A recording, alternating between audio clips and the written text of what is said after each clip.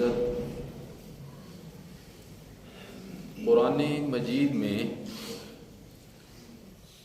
جب اپنی قدرت کے دلائل کو پیش کرتے ہیں تو اللہ رب العزت کے ان دلائل پیش کرنے کا مقصد اور مدعا کیا ہوتا ہے؟ جب اللہ قرآن مجید میں قدرت کے دلائل پیش کرتے ہیں، مقصد یہ ہوتا ہے کہ جو بندہ ایمان کا دعویٰ کرتا ہے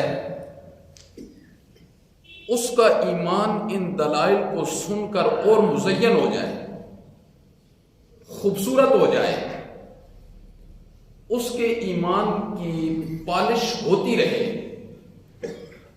اور جو ایمان لے کر نہیں نہ آیا، ابھی تک ضلالت کی اور گمراہیوں کے عمیق گہروں میں پڑا ہوا ہے، گہرائی کے اندر ہے، تو اللہ اسے تفکر دے رہے ہیں، ایک فکر دلا رہے ہیں کہ ذرا غور کر ان دلائل پر۔ ظاہر بات ہے اللہ نے قرآن مجید میں دعویٰ کیا ہے۔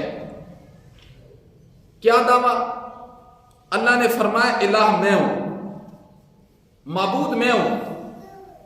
تو پھر اللہ رب العزت نے کئی جگہ قرآن میں یہ ارشاد فرمایا کہ میں نے صرف دعویٰ نہیں کیا، اگر میں دعویٰ ہی کر دیتا، اس دعوے پر دلائل نہ پیش کر سکتے تو تم کیا کر سکتے تھے، لیکن میں نے ایسے نہیں کیا۔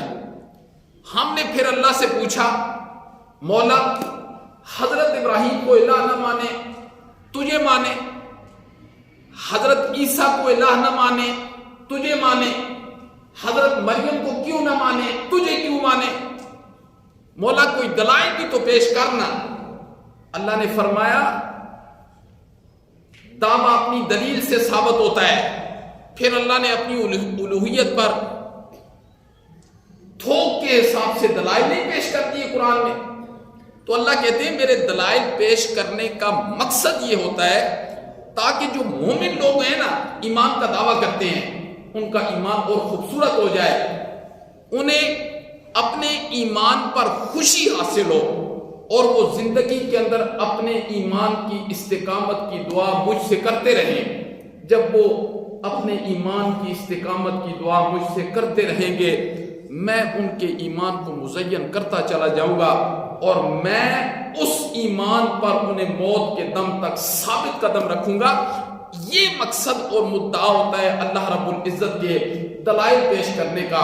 دلائل کا سلسلہ تو شروع ہے۔ آپ نے پچھلے کئی دنوں سے آپ یہ سن رہے ہیں اللہ کی قدرت۔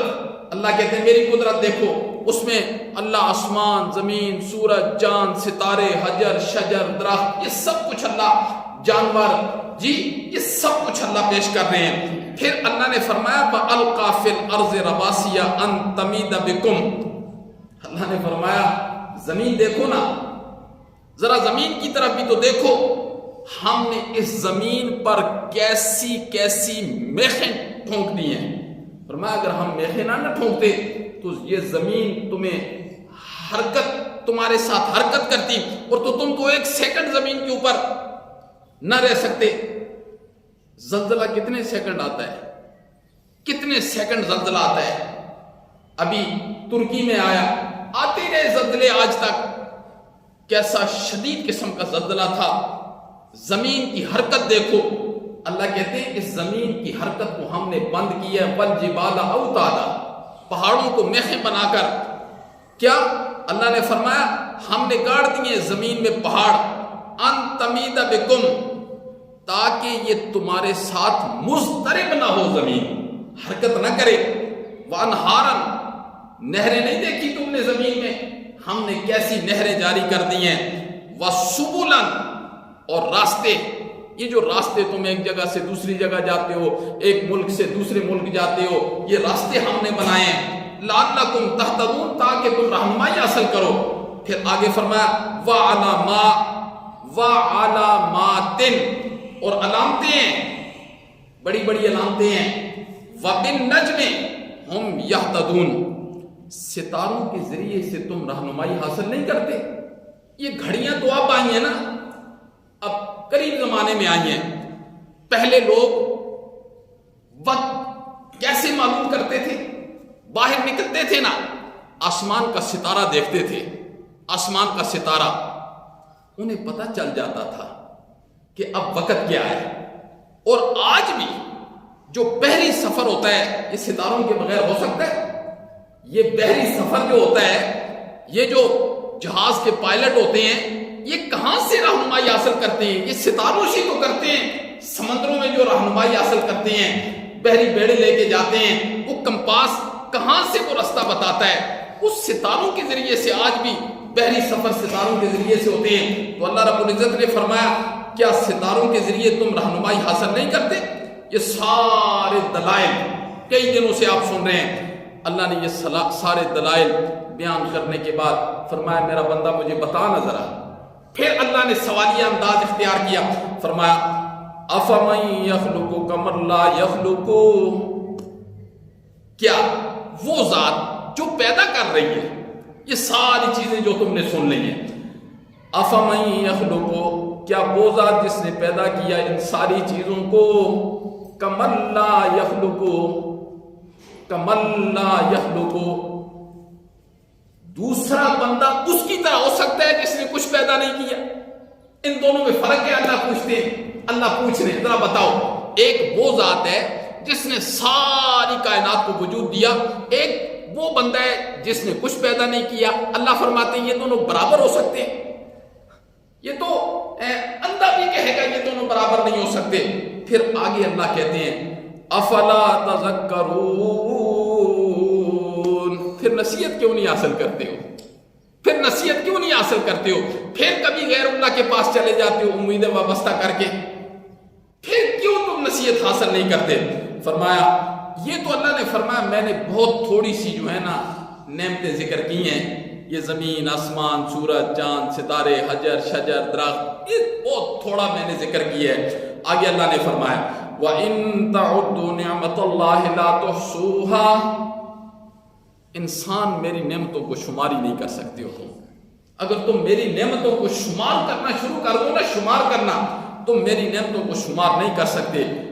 یہ سارے قدرت کے دلائل اللہ نے بیان کیے، اس کے بعد اللہ نے ایک سوالیہ انداز اختیار کیا، کیا وہ ذات جس نے سارا کچھ پیدا کیا ہے اور وہ جس نے کچھ نہیں پیدا کیا یہ برابر ہو سکتے ہیں؟ پھر اللہ نے فرمایا تم نعمتوں شمار کرنا شروع کر دو تو نعمت کو شمار نہیں کر سکتے۔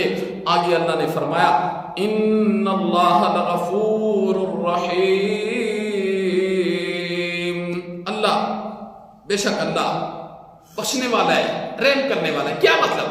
اس کا کیا مطلب ہے؟ پیچھے اللہ دلائل پیش کر رہے ہیں جی، سارے دلائل، پھر اللہ نے سوالیہ انداز اختیار کیا، پھر اللہ کہتے ہیں مفتی مکاتی بات ہے تم میری نعمتوں کو شمار ہی نہیں کر سکتے۔ اس آیت کا کیا مطلب ہے میرے بھائی؟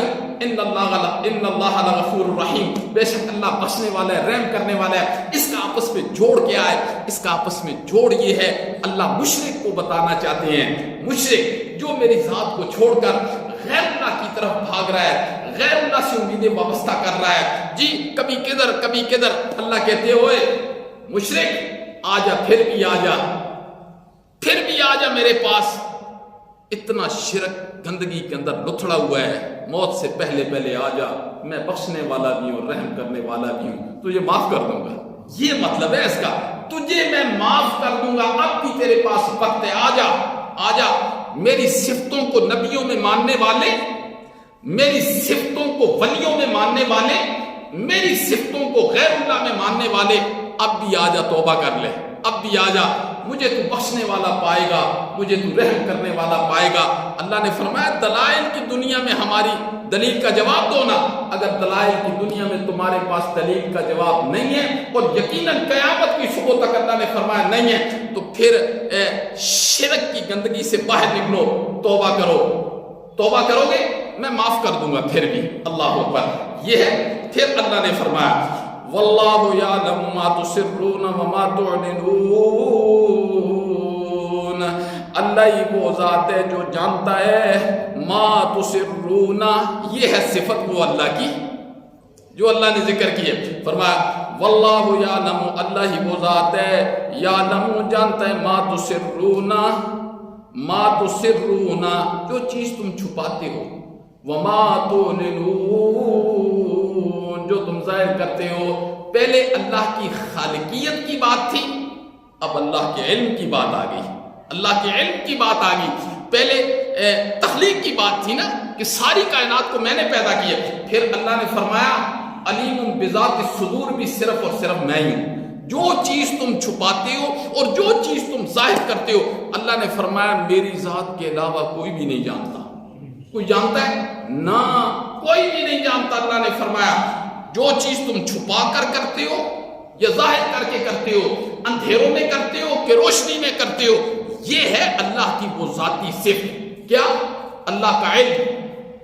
علام الغیوب، علام الغیوب.